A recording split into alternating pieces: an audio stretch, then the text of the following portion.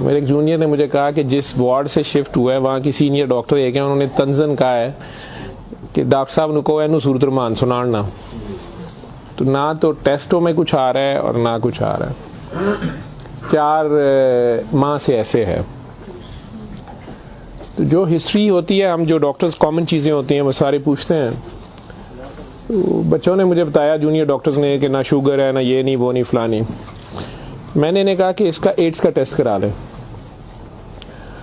तो बच्चों ने कहा कि जी पिछले साल इसका एड्स का टेस्ट मेयो हॉस्पिटल में हुआ था, तब भी इसको इसी तरह डायरिया लगा था और वो नेगेटिव है, और लेकिन पिछले साल फिर ये डायरिया ठीक हो गया था 2-3-4 माह के बाद, फिर ये बहुत बेहतर हालत में हो गया था, लेकिन अब फिर इसको 4 माह से ये है और अब इसकी ये हालत हो गई। अब ये बेहोश था, वो खैर वेंटिलेटर पे चला गया, लेकिन मैंने फिर भी उसका एड्स का टेस्ट भेज दिया कि ये भेजो उसकी बीवी का।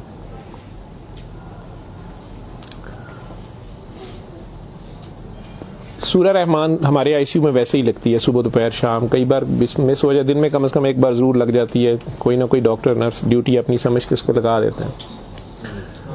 वो भी लग रही थी, सारे पेशेंट्स थे। जहाँ तक जितनी मेरी याददाश्त साथ देती है कि तीसरा दिन था तो मेरी जूनियर डॉक्टर का मुझे फ़ोन आया, बड़ा पैनिकी। उसने कहा कि सर ये पेशेंट जो है इसकी हालत तो ख़राब ही है, वैसे ही है, बेहतर नहीं हो रहा ये वाला पेशेंट। इस पर अचानक एक चेंज आई है कि ये सूरह रहमान जब भी लगती है, मैंने नोट किया है, लेकिन नर्सेज सुबह से बता रहे थे, लेकिन मैंने ये नोट किया अब कि जब भी लगती है इसके नाक और मुंह से वैसे उसके पाइप डाला हुआ था, फेफड़े, हम सांस उसको मशीन, सांस वाली मशीन से जो है ना वो उसके लिए पाइप डाला हुआ था, नाक में भी एक नाली थी मैदे के लिए, बेहोश था। उसने कहा जी इसके नाक में से सुंडियां उबलना शुरू हो जाती हैं बाहर को,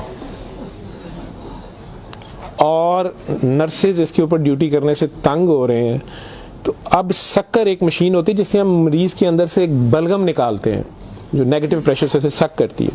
तो सर इसको हम सक करते हैं, लेकिन ये नहीं समझ आ रही कि ये कहाँ से आ रहे हैं।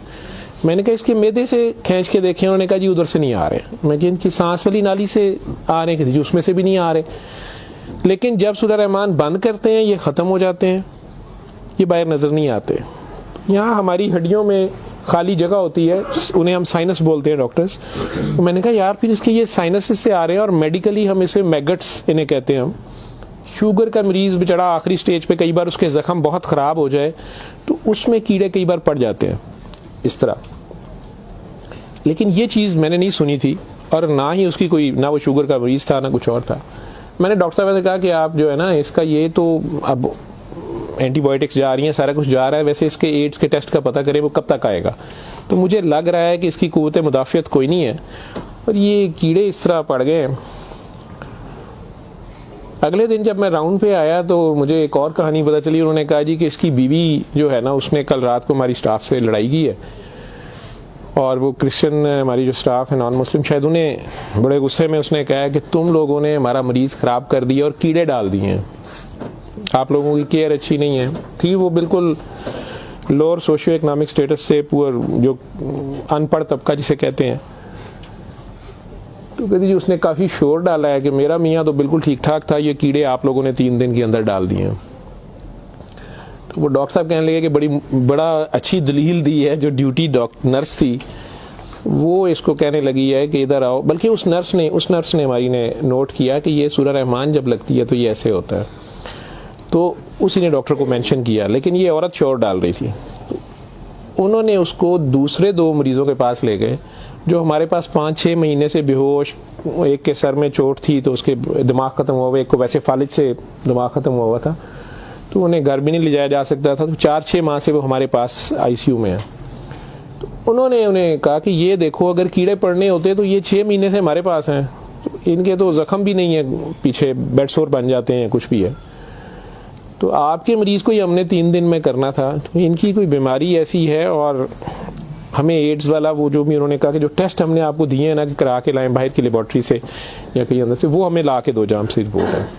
उसने कहा जी वो काफ़ी वैसे एग्रेसिव है, तो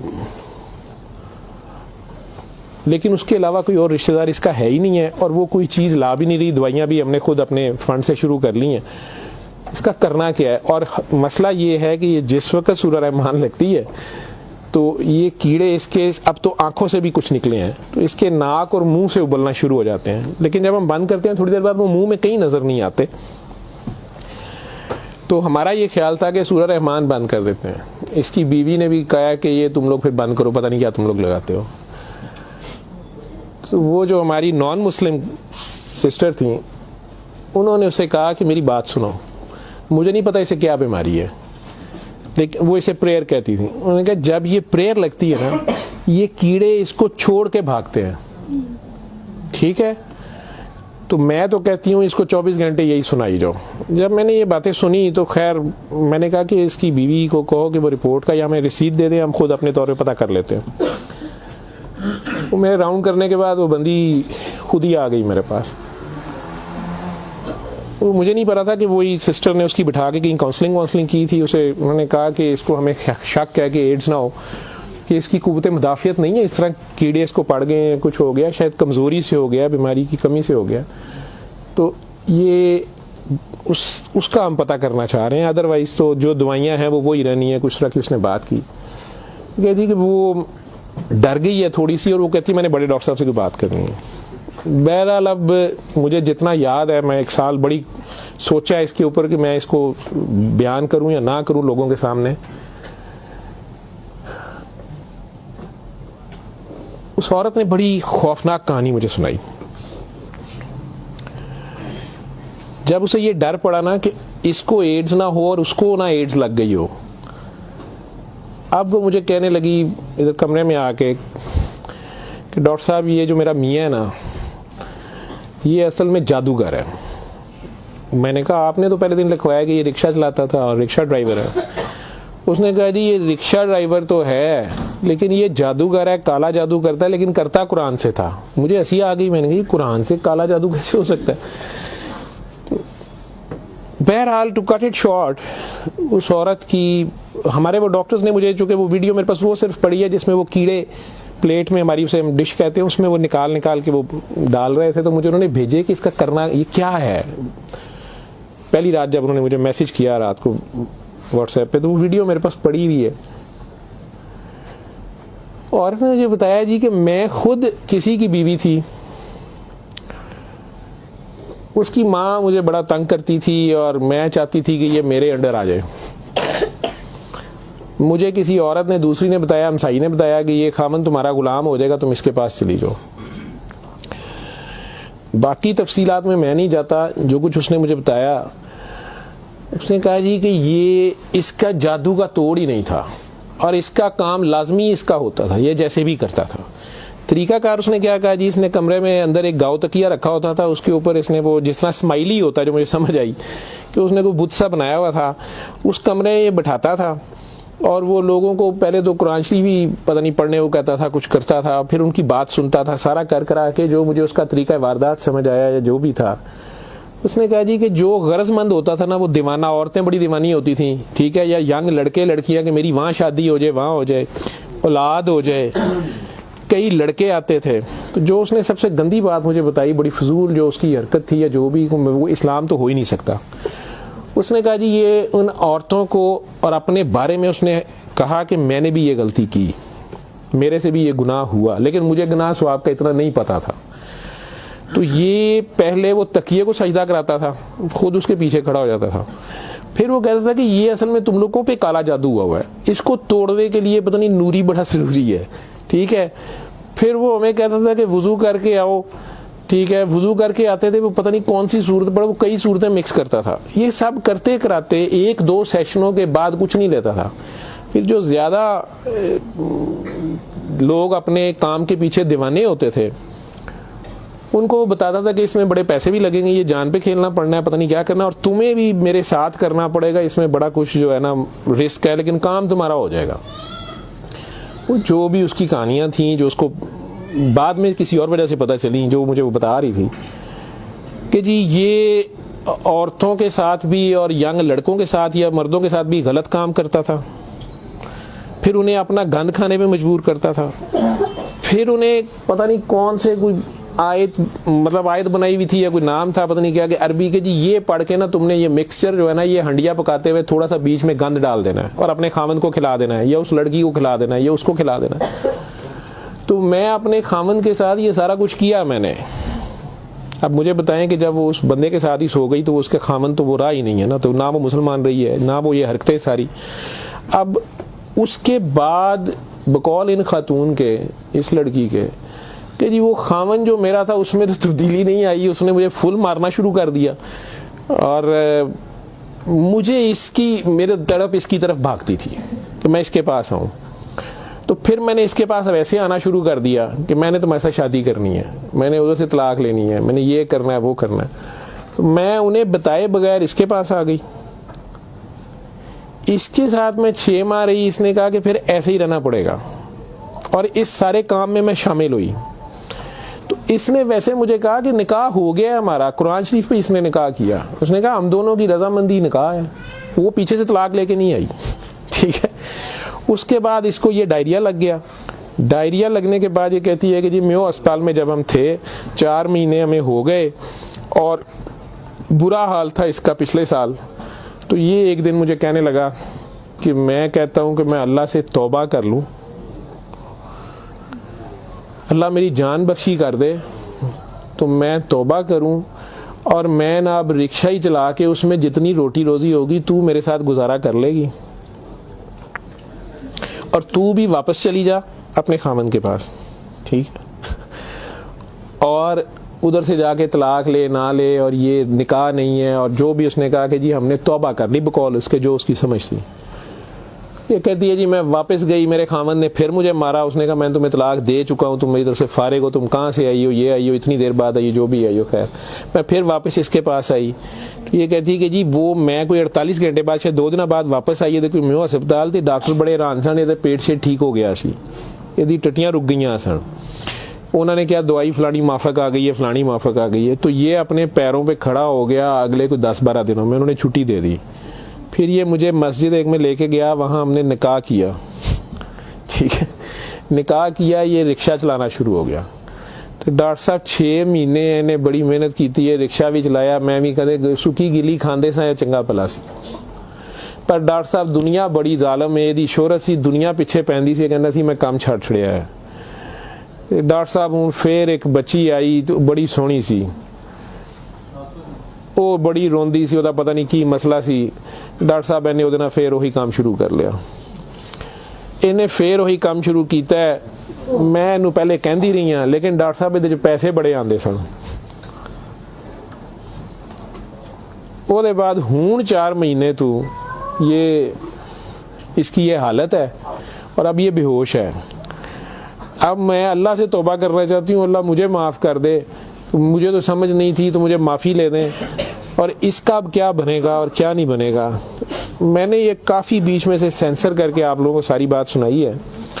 और मुझे कहती है जो कीड़े इसके अंदर से निकलते हैं ये क्यों आ रहे हैं, ये कहाँ से आ रहे हैं। मैं कि बीबी ये, मैंने उसे साइनसेस वगैरह समझाया, मैं कि ये इसके बहुत ज़्यादा खून की कमी है, इसके अंदर जरासीम पड़ गए हैं, जो भी। मैं डॉक्टरी तो मैं उसे और क्या मैं उसे कहता।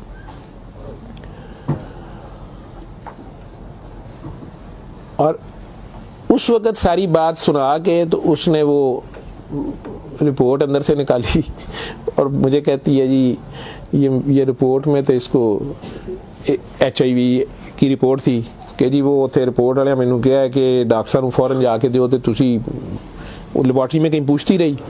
तो उन्होंने कहा जी तुसी उत्थों जाके पूछो। तो मैं दसिया मेरे खामन दी मैनू दसो, उन्होंने कहा तुसी अपनी भी कराओ।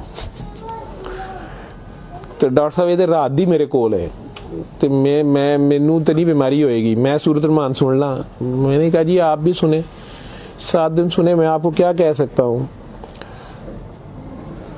1 दिन वो और जिंदा रहा, बंदा मर गया। आखिर तक उसके कीड़े वो आते रहे उसी तरह। जब भी वो सूरत रहमान लगती थी वो ऐसे होता था जैसे उबलते थे बाहर को, नाक से उसके, मतलब वो 1-2 नहीं होते थे कि जिन्हें आप पकड़ के साइड पे कर दें। मैंने बताया ना कि वो शक्कर मशीन रख के, तो उससे वो शक्कर में हम शक करते थे उसको सारा, वो मशीन में जाते थे, लंबी सुनिया उसकी नाक से मुंह से।